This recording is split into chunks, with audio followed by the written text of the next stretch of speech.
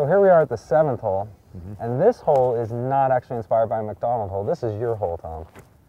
And this hole is kind of late to the party too. When we did the original plan for the golf course, the green wasn't up there where it is now. We were going to put a halfway house up there, and then I asked Mr. Kaiser, well, you know, what if we put the green up here? And he liked that idea, so we changed 2 holes on the fly, you know, the first day of construction.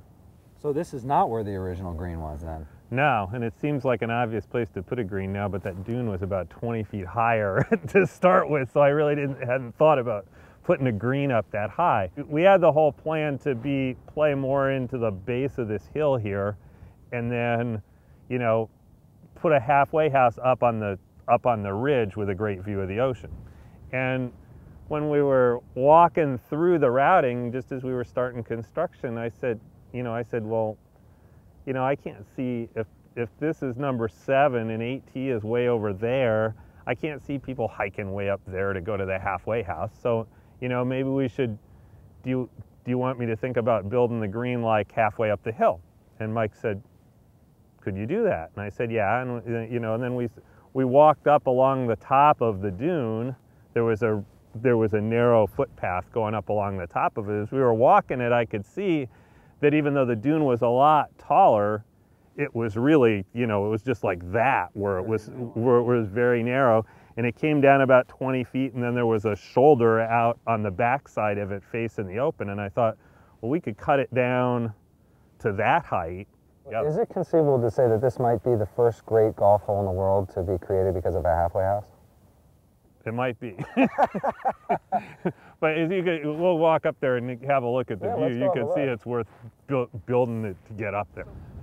So Bandon and Pacific Dunes are known so much for the ocean being ever present. This golf course, you're down in the valley so much that you're not right on the ocean. No. And yet this, when you come up on this green, the 7th green, this might be one of the most dramatic ocean moments on the property.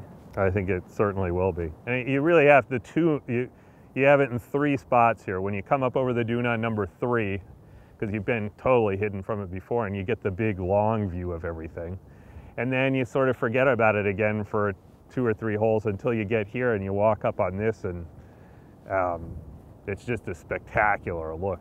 It's a wow moment, really. It's very much the same as 13 green at Pacific Dunes, where we're at about 100-foot elevation here and got a great view of the beach. And when you get around this corner, that's 5 Mile Point and the rocks off there to the right. Spectacular. It's probably the most dramatic point on the golf course. So no matter how difficult this hole is, at least people can be assuaged by the nice view at the end, right? And so we've got the 7th green and 8th tee up here, and then we get back to a similar view for the 15th green. That's really a nice balance, actually, to get to the ocean twice with a nice kind of amount of holes in between.